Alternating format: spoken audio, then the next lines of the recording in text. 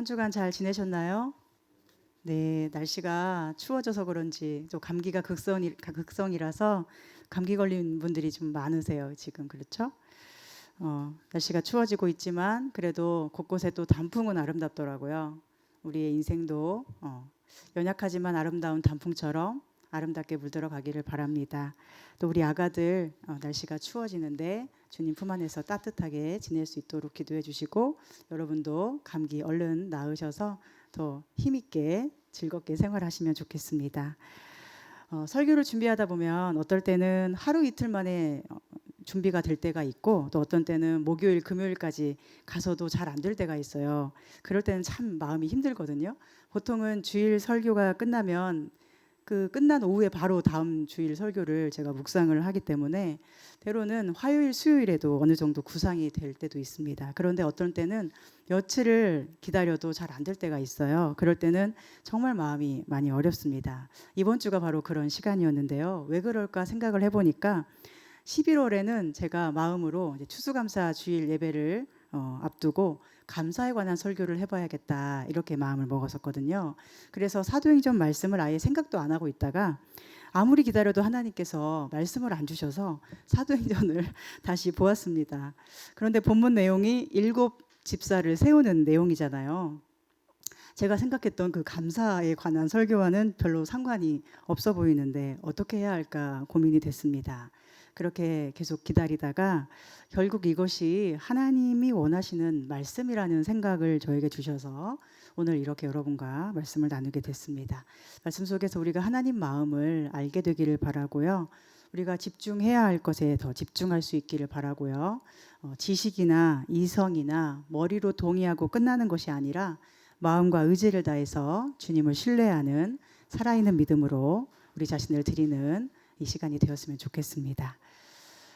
네, 우리 예나가 등장했습니다. 네, 1절에 먼저 볼까요? 우리 사도행전 6장 1절 말씀 다시 한번 보겠습니다.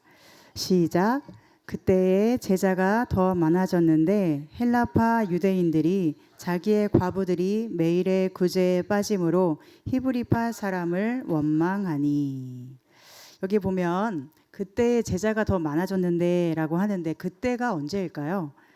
지난주에 우리가 나눈 말씀을 생각해 보면 그때는 사도들이 감옥에 갇혀 있다가 채찍을 맞고 풀려난 이후에 너희는 예수의 이름으로는 절대로 가르치지 말라고 엄포를 듣고도 복음을 계속 전하는 그때입니다. 5장 42절에 이렇게 말씀하죠. 그들이 날마다 성전에 있든지 집에 있든지 예수는 그리스도라고 가르치기와 전도하기를 그치지 아니하니라.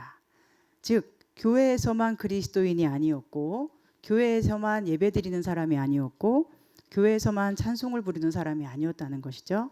집에서도 또 길에서도 어디에서도 누구를 만나든지 예수님의 이름을 전했습니다. 예수가 그리스도라고, 하나님의 아들이신 그분이 죽으셨지만 부활하셔서 우리에게 산 소망이 되어 주신 거라고. 그래서 그분의 이름을 붙들어야만 구원을 받는 것이지 다른 어떤 것도 우리에게 구원을 줄 수 없다고 매우 당당하게 목숨 걸고 복음을 전파하며 살아갔어요. 그렇게 교회의 모든 사람들이 목숨을 걸고 예수 그리스도를 전파하니 교회 안에서만 감동이 있는 게 아니라 밖에서 만나는 사람에게도 감동이 있었던 거예요. 목숨을 걸고 예수를 전파하니까 예수라는 사람 안에 정말로 무언가가 있었나 보다 라고 생각을 하게 되지 않았겠습니까? 우리가 무언가를 정말로 소중히 여기고 귀중히 여긴다면 다른 사람들이 이런 생각을 하죠. 대체 그것이 뭐길래 그래? 그게 얼마나 귀하길래 그래? 남녀 사이에도 어떤가요? 예를 들어서 어떤 남자가 매우 인기가 있으면 자기는 처음에 마음에 안 들었어도 다른 여자들이 다 그 남자를 좋다고 따라다니면 저 남자가 어떤 매력이 있는가 하고 다시 보게 되잖아요. 우리가 전도할 때 중요한 것은 그 사람을 바꿔놓으려고 하는 의지가 아니에요. 전도할 때 가장 중요한 것은 내가 예수님을 가장 귀하게 여기고 그분을 너무 사랑해서 그분을 위해서 무엇이라도 버릴 수 있는 사람인가, 이것이 가장 중요하겠죠. 물론 때로는 아무리 우리가 그렇게 주님을 사랑해도 주변에 있는 사람이 아무도 안 바뀔 수도 있어요. 그러나 하나님이 그 사람을 예정하셨다면 그렇게 목숨 걸고 사랑하는 사람을 볼 때 그 마음이 감동되지 않을 수 없다고 저는 생각합니다. 중요한 것은 얼마나 열심히 말로 가르치느냐가 아니라 삶으로 그분이 가장 귀한 보배이심을 보여주며 사는 것이죠. 얼마 전에 한 영상을 보게 됐는데 거기에 실험하는 장면이 나왔습니다. 아이들을 세 그룹으로 나누어서 각각 다른 장면을 보여주었어요. 어떤 방에 길다란 풍선 같은 것을 세워놓고 한 어른이 들어가서 장난감 칼로 그 풍선을 막 괴롭혔습니다. 또 다른 방의 모습에서는 한 어른이 들어가서 그 기다란 풍선을 마치 사랑하는 사람을 안아주듯이 안아주고 소중히 여기는 행동을 보여줬어요. 또 다른 방의 모습에서는 한 어른이 들어가서 옆에 있는 소파에 앉아 있을 뿐 풍선에는 아무런 관심도 보여주지 않았어요. 그러자 그 모습을 본 아이들이 어떻게 했을까요? 그 방에 들어갔을 때 그 어른들에게서 본 모습을 똑같이 따라하는 거예요. 장난감 칼로 풍선을 찌르는 모습을 본 아이들은 그렇게 똑같이 하고, 안아주는 모습을 본 아이들은 장난감 칼이 옆에 있는데도 관심 없이 풍선을 그냥 안아주기만 하고, 아무 관심 없이 소파에 앉아있던 모습을 본 아이들은 그 어른처럼 똑같이 소파에 앉아서 책을 보는 거예요. 무엇을 알 수 있나요? 말로 가르치는 것은 아무리 해도 소용이 없고 행동으로, 삶으로 보여주는 것만 중요하다는 것이죠. 그것이 전도입니다. 여러분이 예수님이 소중하다고, 예수님은 소중해, 예수님은 구원자야 100번, 1000번, 10,000번을 말하는 것보다 딱 한 번이라도 예수님이 나의 가장 귀한 보배이심을 삶으로 보여주고 행동한다면 그것이 바로 전도가 되는 것이죠. 우리 사랑스러운 우리 사랑둥이들이 이렇게 어른들이 예배 드리는 곳에서 함께 예배 드릴 때 무엇을 보고 배울까요? 여러분이 말씀을 소중히 여기고 찬양을 소중히 여기고 기도를 간절히 드리고 예배 한 번을 정말 목숨 걸듯이 드릴 때 아이들은 예수님은 정말로 존귀한 분이시구나, 이것을 몸으로 배울 수 있는 것이죠. 우리 모두가 말로 계속 가르치려고 하지 말고 삶으로, 행동으로 주님을 보여줄 수 있기를 소망합니다.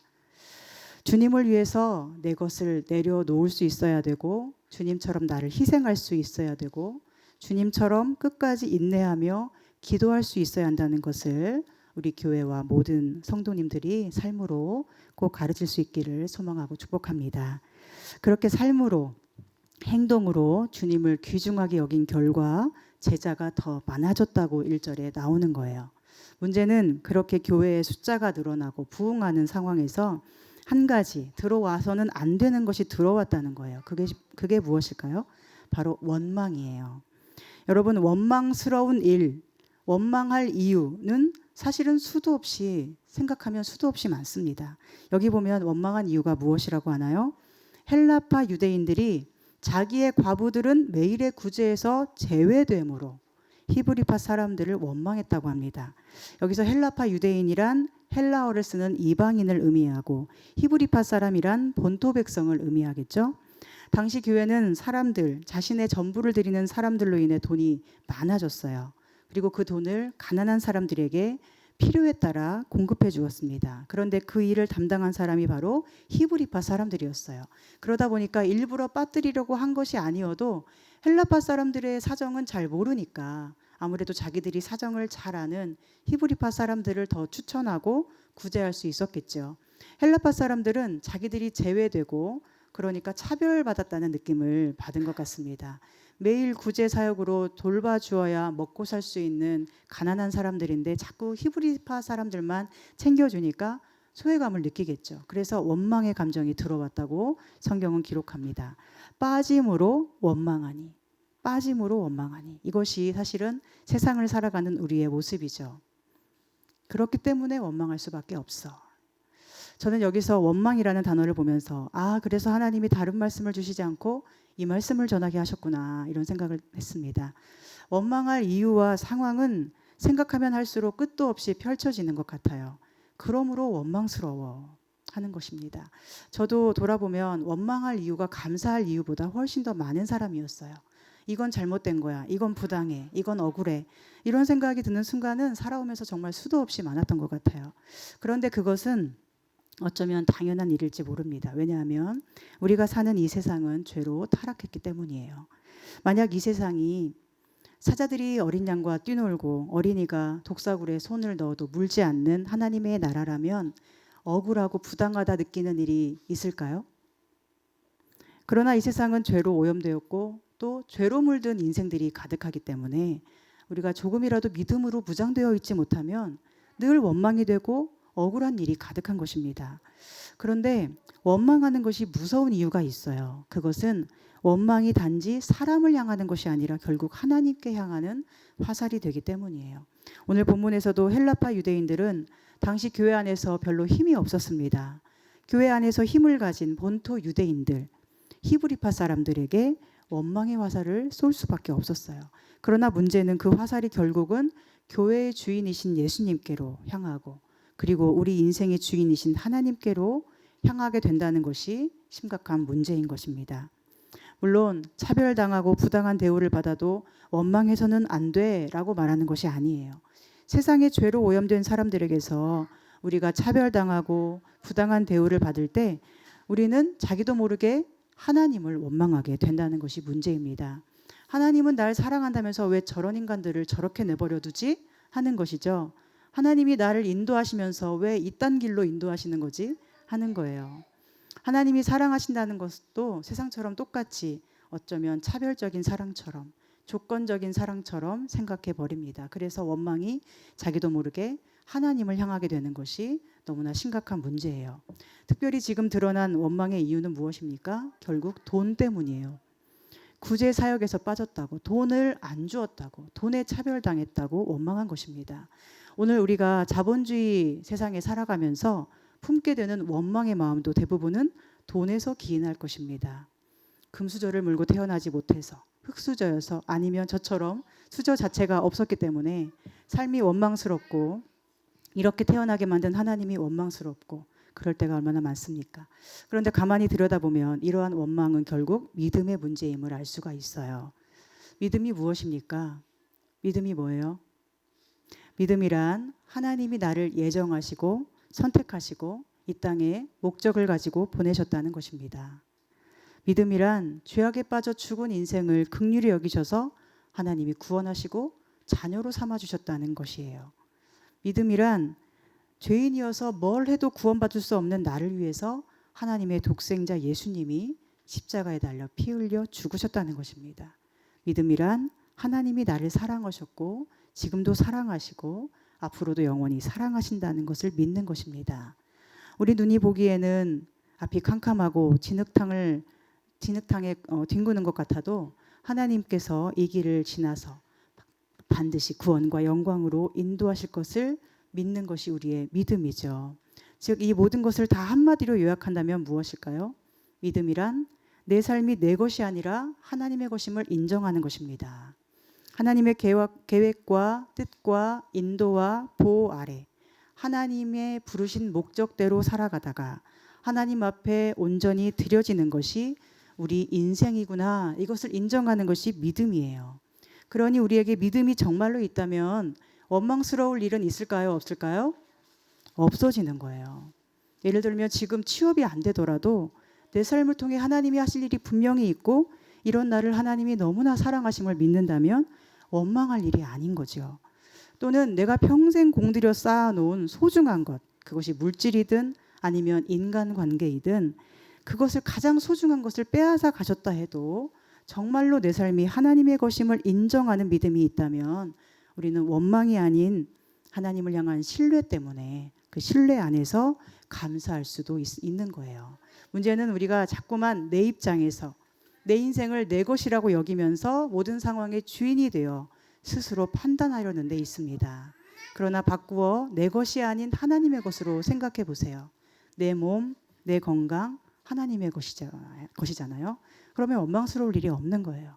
지금 살아가는 환경들 또는 어렵게 마련하셨을 아파트 다 누구 거예요? 하나님의 것이죠. 그러면 그것들에게 어떤 일이 생겨도 원망할 일은 없는 거예요. 내가 사랑하는 사람들 다 하나님의 것이죠. 나와 그들의 관계 하나님 안에 있는 거예요. 그것을 정말 믿는다면 우리 안에 원망은커녕 오히려 모든 것이 감사의 제목이 됩니다. 여러분, 원망하는 것이 무서운 것이 뭔 줄 아십니까? 원망이라는 것은 원망하는 그 대상과 우리 사이를 갈라지게 한다는 거예요.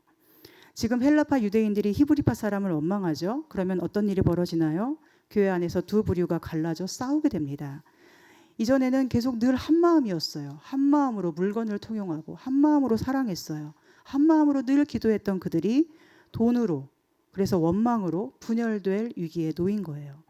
사람 사이에서도 누군가가 다른 사람을 향해 조금이라도 섭섭해하거나 원망하는 마음을 품으면 결국 그것이 느껴져서 결국 두 사람은 겉으로는 몸은 함께 있어도 마음은 갈라진 분열된 관계가 되어버립니다. 그런데 만약 그것이 하나님이라면 어떨까요? 내가 하나님을 원망한다면 하나님이 그것을 모르시겠습니까? 만약 누군가가 여러분을 원망한다면 어떠신가요? 원망을 들을 때 여러분은 어떠신가요? 내 의도와 상관없이 누군가 여러분을 원망하면 그 사람을 향해 좋은 마음이 생기기가 쉽지 않죠. 하물며 하나님이십니다. 우리에게 온갖 좋은 은사와 온전한 선물을 주시려고 예비하신 분이시죠. 우리를 구원하려고 자신의 전부이신 독생자 예수님을 내어주신 분, 우리를 사랑하셔서 온갖 오해를 다 들으시면서도 묵묵히 생명의 길로 인도하시는 분이 하나님이세요. 그런데 원망하는 마음으로 하나님을 바라보면, 원망하는 말로 계속 따지기만 하면 하나님의 마음은 괜찮으실까요? 광야 이스라엘 백성들에게 하나님께서 왜 그토록 진노하셨습니까? 그들이 하나님을 향해 원망을 했기 때문이에요. 그들이 얼마나 힘든지는 하나님도 아셨어요.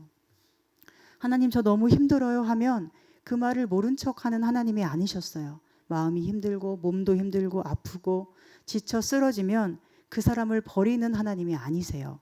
오히려 하나님은 힘들고 지쳐 쓰러진 백성을 독수리가 날개로 새끼를 업고 날아가는 것처럼 품에 안아서 인도해 주시는 하나님이시죠.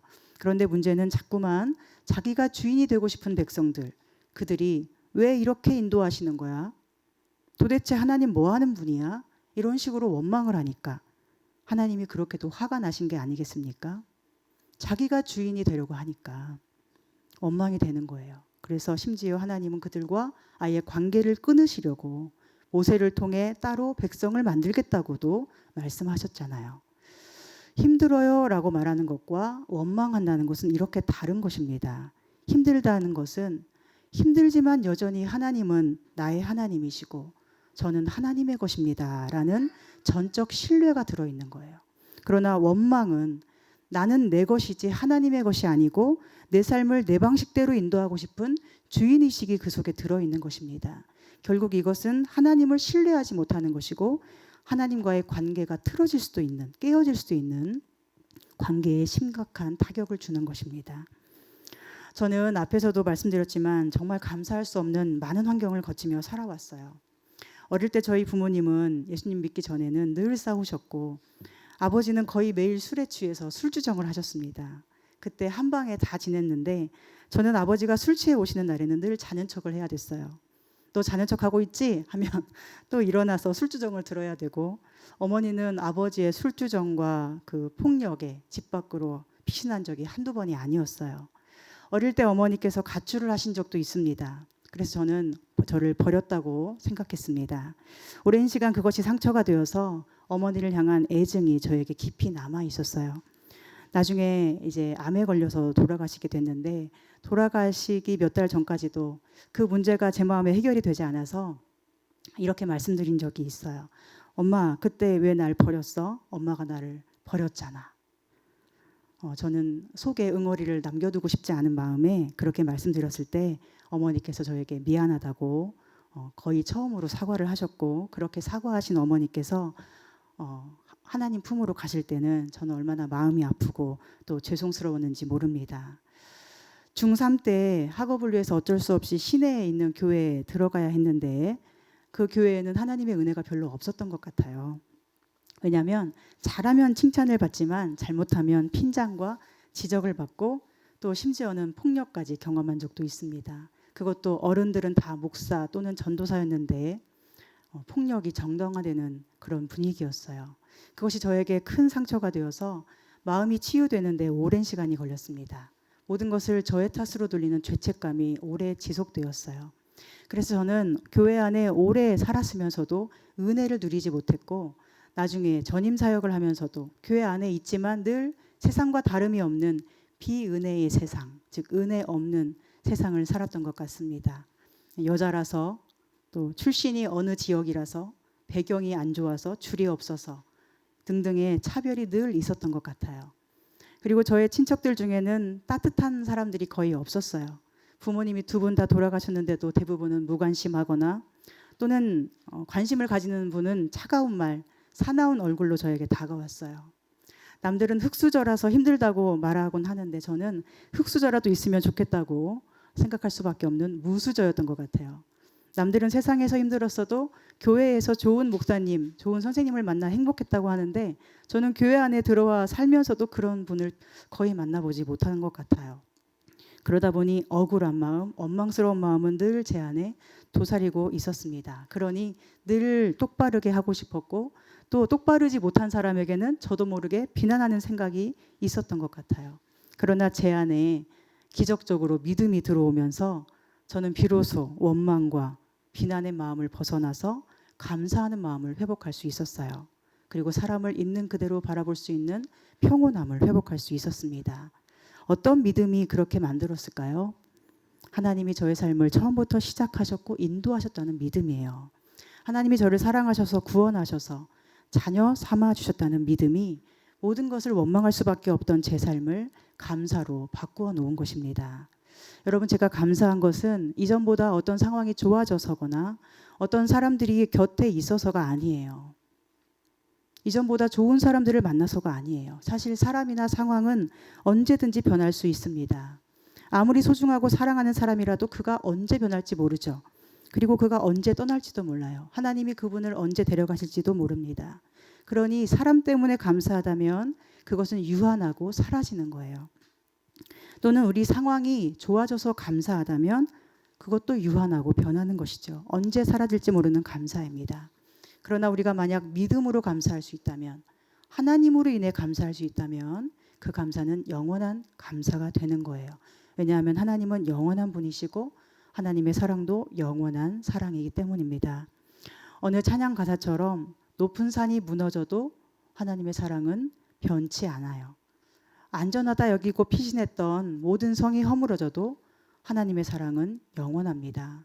인생길에 폭풍이 휘몰아쳐도 하나님의 사랑은 영원합니다. 광야를 계속 걸어가도 그곳에 강을 내시고 새 길을 내어주시는 분이 하나님이심을 믿는다면 우리는 어떤 상황에서도 감사할 수 있지 않겠습니까?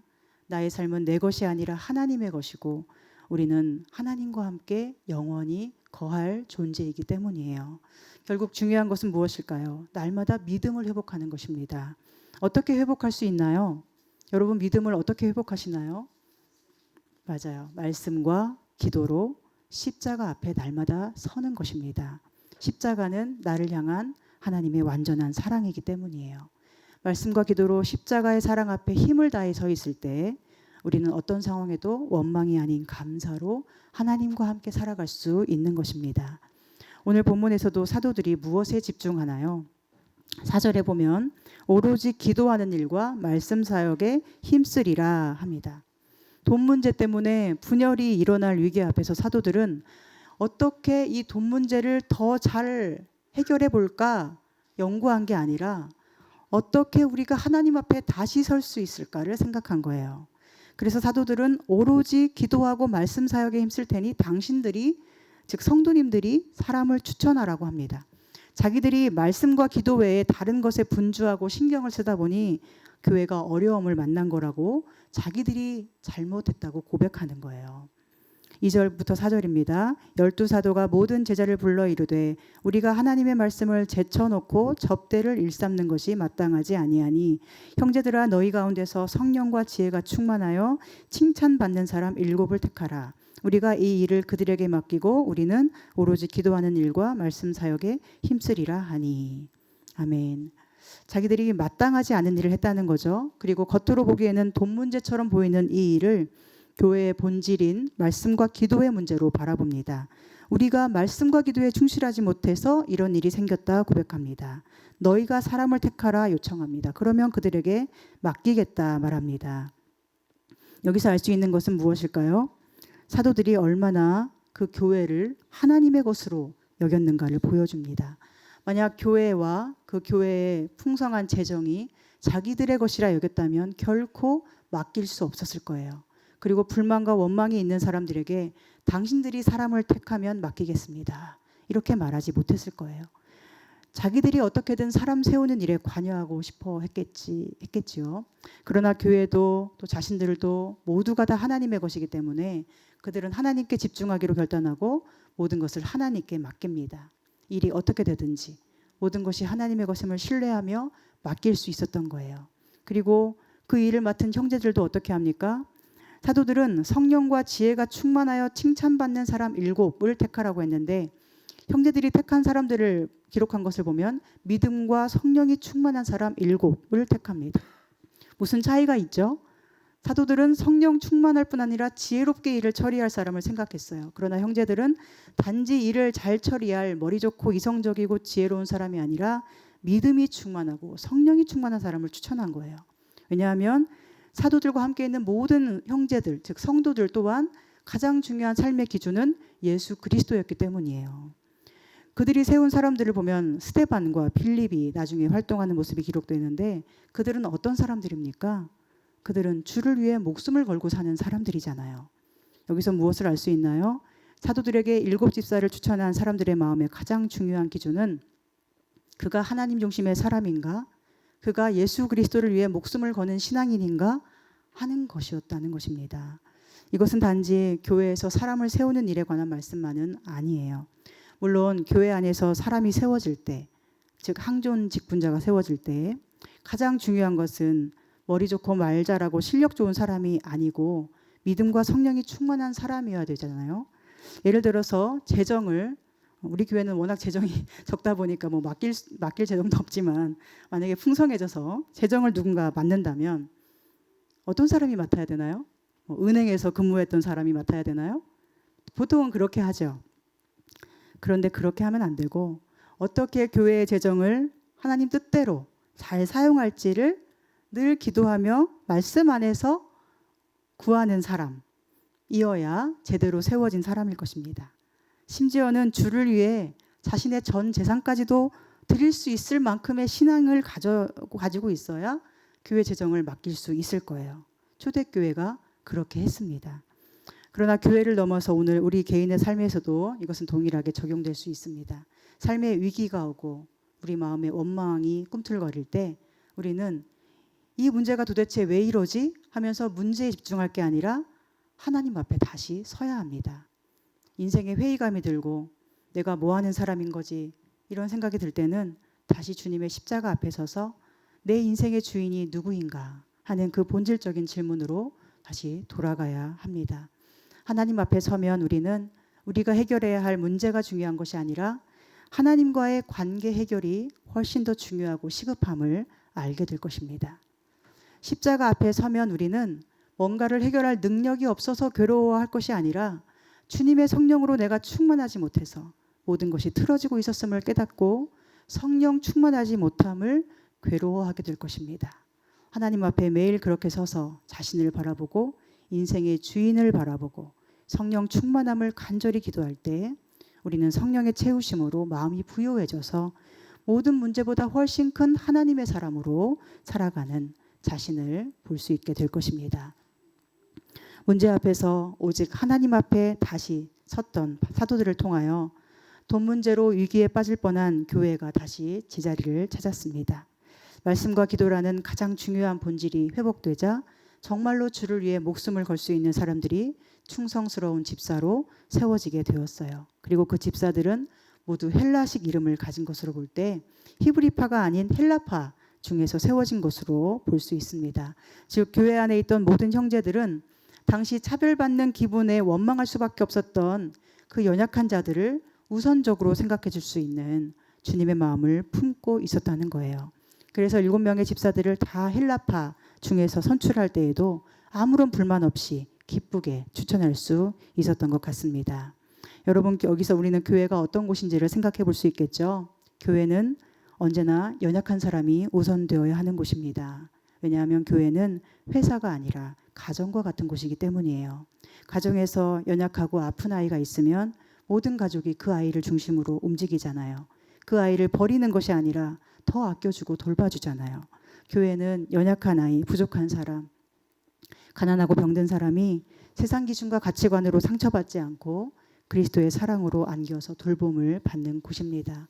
예수님이 고아와 과부와 세리의 친구였던 것처럼 세상에서 버림받고 원망의 마음이 생길 수밖에 없었던 사람들이 교회에서라도 존재만으로 소중히 여김을 받고 주님의 사랑 안에서 아픔이 치유되고 원망이 감사로 바뀌는 기적이 일어나는 곳이 바로 교회여야 합니다. 한국 교회의 많은 문제는 어디에서 기인합니까?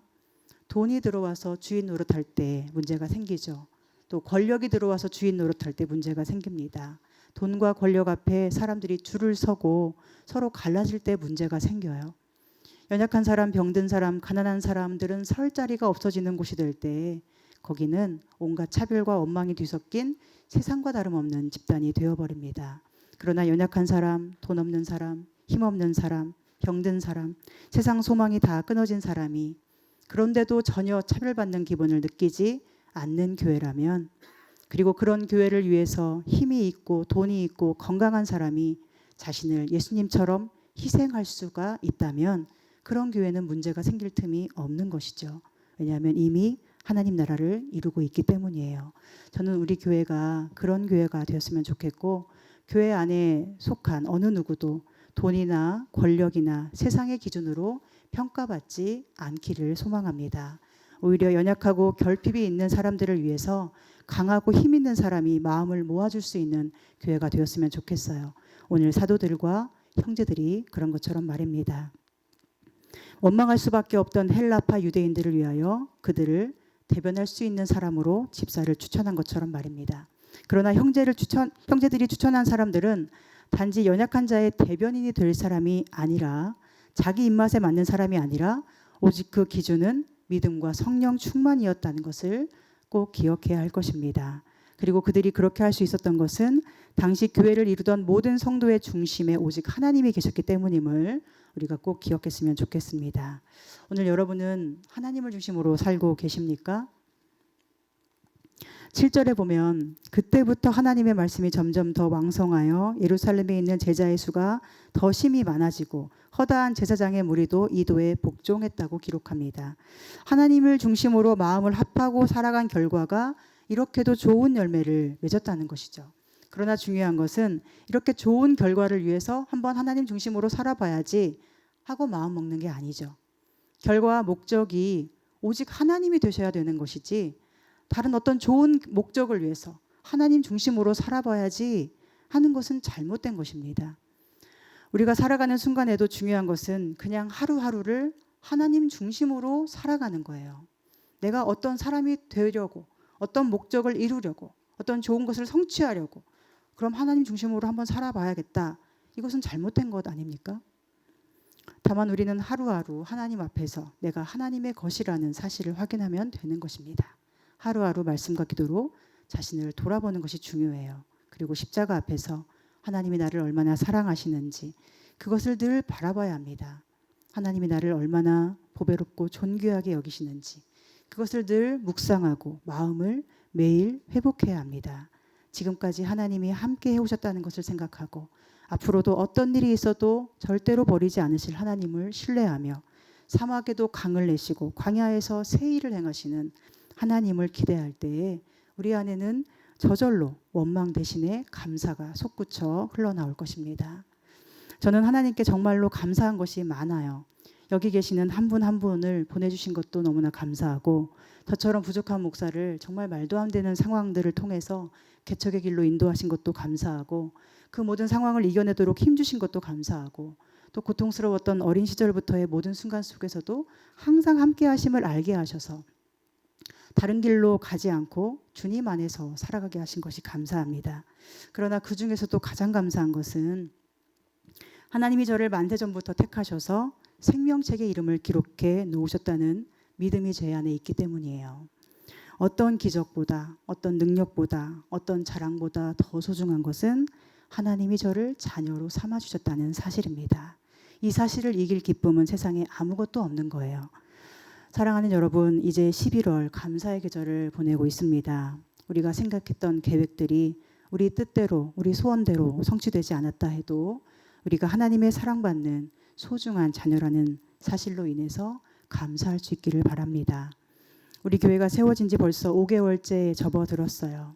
아직은 허다한 형제들이 모이지 못했어도 우리 한 사람 한 사람의 믿음이 굳건해지고 성령으로 충만히 세워질 수 있다면 저는 감사할 수 있습니다. 우리 교회에 들어온 어떤 사람도 자신의 연약함이 부끄럽지 않고 오히려 서로의 연약함을 자기의 희생으로 덮어주고 섬길 수 있는 교회 되었으면 좋겠습니다. 교회를 생각할 때 우리 교회는 약하니까 내가 뭔가를 잘해서 도움이 돼줘야 돼 라는 이런 부담감으로 섬기는 교회가 아니라 내 어떤 모습이라도 용납받는 교회, 내가 부족해도 작은 것으로라도 섬길 수 있음이 감사한 교회, 그래서 교회를 생각할 때마다 기쁨이 넘치는 그런 교회가 될 수 있으면 좋겠습니다.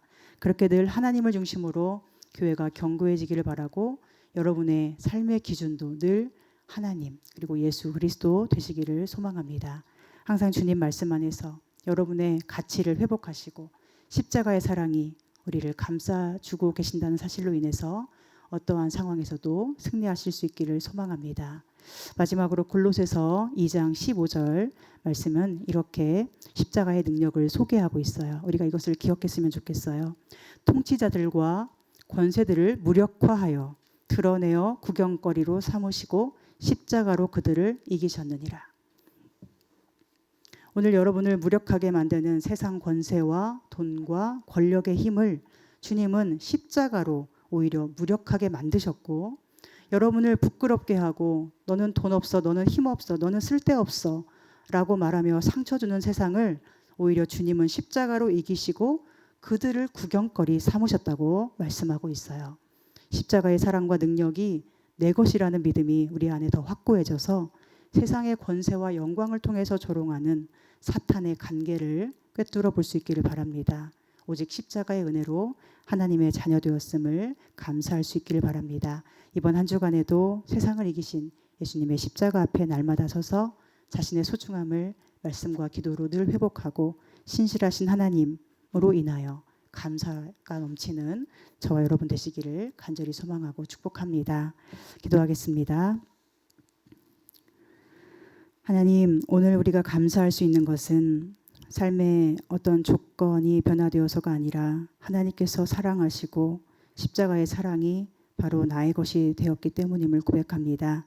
우리에게 믿음과 성령의 충만함을 주셔서 영원한 하나님의 사랑 안에 거하게 하여 주시옵소서.